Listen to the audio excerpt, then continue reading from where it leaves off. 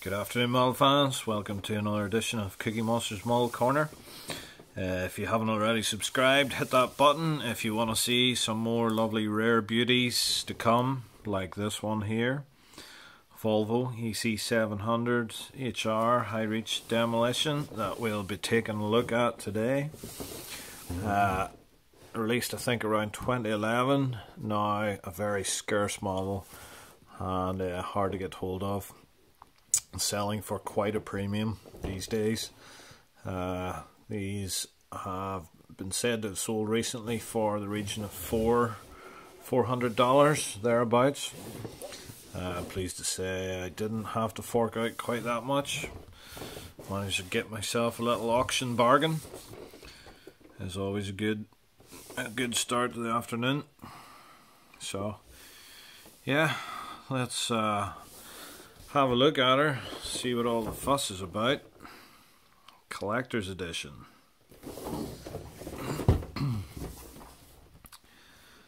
Scale model, not a toy. Well, I'm over 14 years of age, so I should be okay.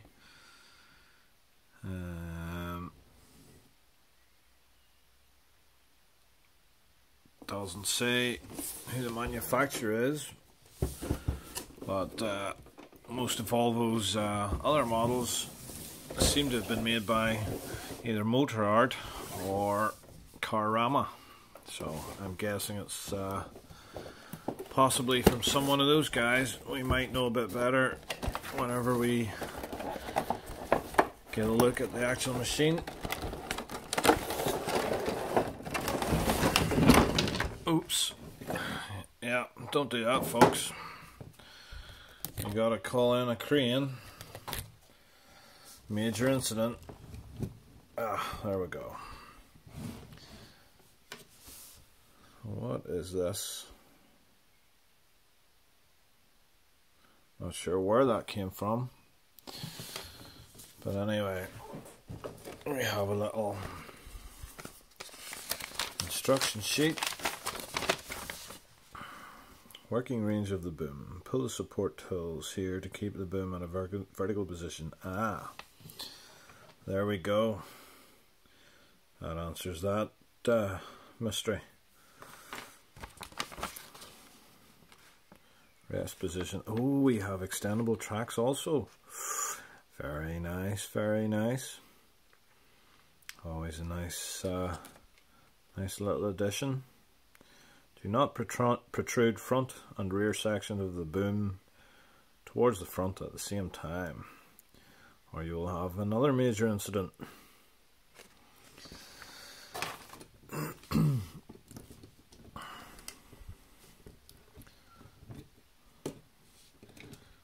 So yeah, we can see it won't support its own weight, which is understandable. It's quite a large boom. And yeah, it is large. I wasn't expecting quite a big machine.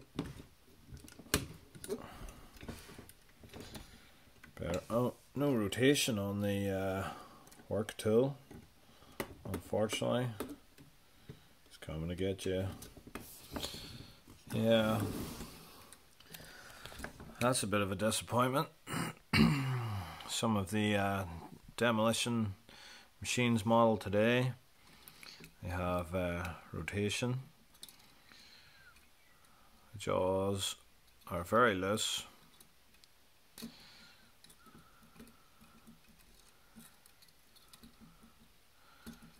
But yeah, not quite up to today's standard of model detachments, but for 2011 I suppose it's not bad. We have cast on boom hose detail, very minimal. We have little painted blocks. We don't have any extra lines going to the hydraulic cylinder. On the top here we do, and this adds greatly to the detail. It sets it off very nicely. Yeah, some very nice hose routing there. It's interesting, I'm not sure how they have terminated those hoses, but that's very nice and neat and tidy. Very nice indeed. I'm impressed with that. Very nice hose work. That hose work connection would be amongst the best I've seen. I'm delighted to say, for a less than exclusive manufacturer. We have a nice little termination here. We have some cylinder detail nuts cast in. Yeah, very nice hose detail here. It's a pity they had not continued some rubber hose detail down to this cylinder. Would have given an absolutely top class hose detail rating. And a little bit disappointing here. We can see what on the real machine would be a detachment point for removing the entire boom, but on this model, unfortunately, it is cast as one solid piece. And again, we have little cast hydraulic lines, which are reasonably sharp with some nice clamp detail. As far as cast hose detail goes, it's very good. Just not as juicy as separate items, but as good as it gets for what it is.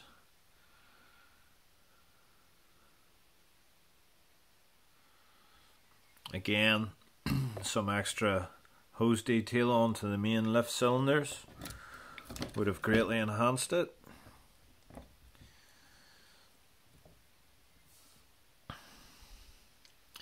I reckon those are supposed to be twin slewing motors on the back, and the hose detail is a bit of a jumble in there, but better than nothing, I suppose. See if we can zoom in to the engine bay.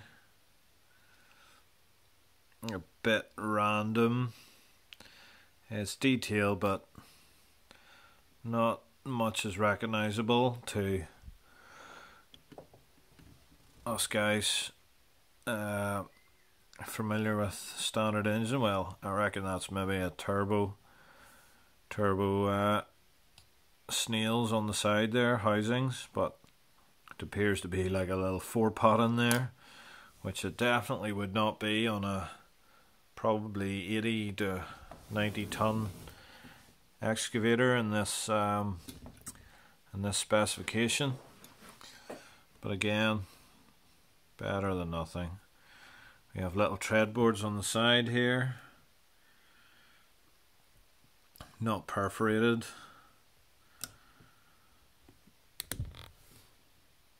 Some handrail detail, which is okay. I like how they have went to the effort of picking out the tank covers in yellow. But just those little things make the difference to the presentation of the model. We have a heavily guarded cab, some light detail,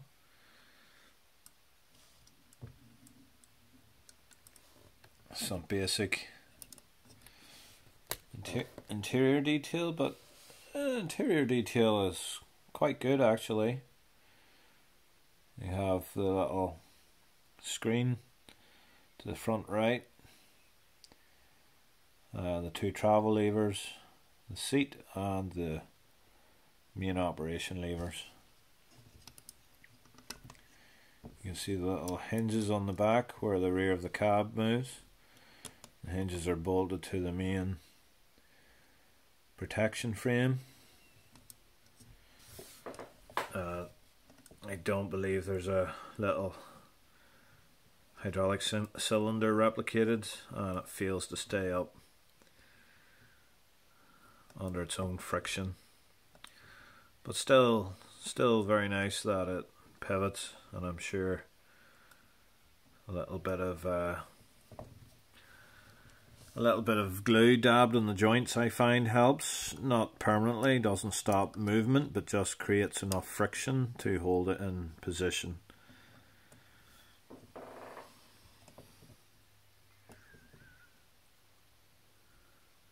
Have some nice little warning decals on the rear, and the Volvo letters are cast into the weight, which is nice. We have a little rear view camera,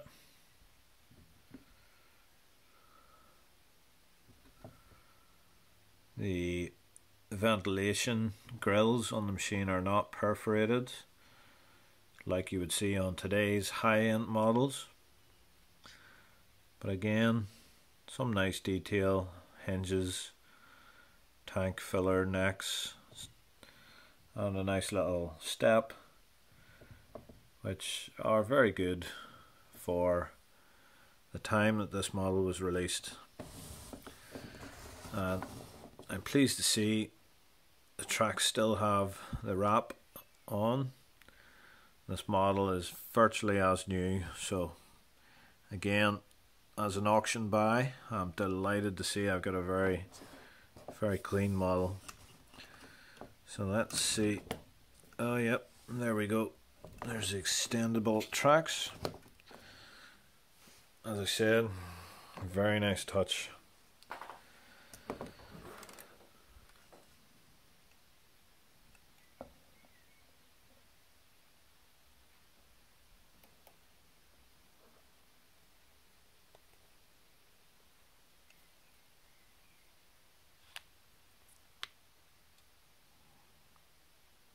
Again, no maker's details.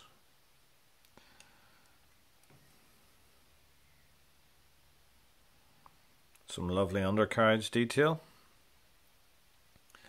The bottom roller caps and guardrails, very nicely detailed. Nicely detailed drive sprocket. And 3 top rollers. Some nice undercarriage step detail, and overall I would rate the undercarriage as excellent,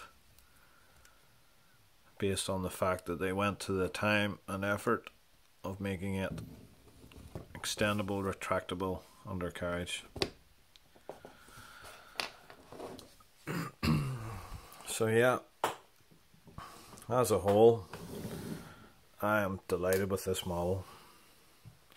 I'm starting to get addicted to these auction purchases.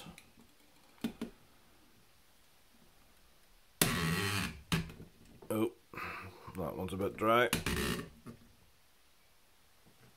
And as you can see, I have to step back for this one. It is a huge model.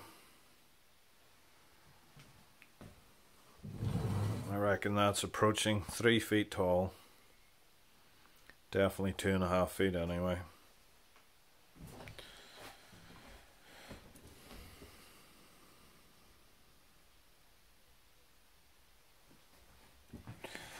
So yeah, overall, fantastic model. Very happy, and highly recommend it to anyone with an interest in demolition machines or large excavators in general. I would rate it as a very worthwhile buy. So, as usual, I like to do a little comparison. So, I do in fact have another beauty to park beside this, just for comparison's sakes. So here we go. Not quite in the same weight category, but similar all the same. Here we have the massive case CX800. and this is another fabulous model, also with extending undercarriage, but most impressively, a 2-stage telescoping boom with a detachable point here. But it does not, however, have anywhere near the nice hose detail that the Volvo does. So to give you an idea of the size,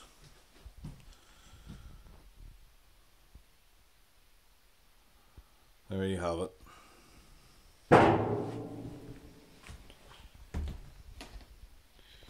Gotta love it when the 40-gallon drum expands in the heat.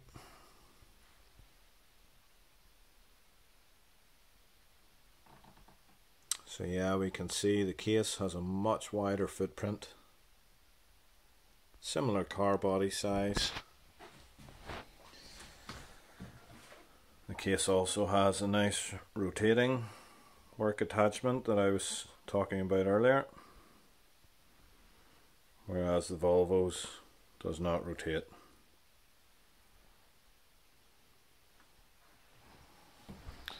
So yeah, there you go folks. That's today's review of the Volvo 700. Hope you enjoyed the video. If you haven't subscribed, I'd be delighted if you joined in the channel. It's always got a heavy equipment theme of some description. I like a bit of variety in my videos, so tune in. You never know what the next video will be. I don't even know. Give me a thumbs up if you liked the video. Drop a comment. Tell me what you're gonna buy next. Tell me what you would like to see in the next video, and I'll see what I can do. Till the next time, guys, stay safe. Over and out.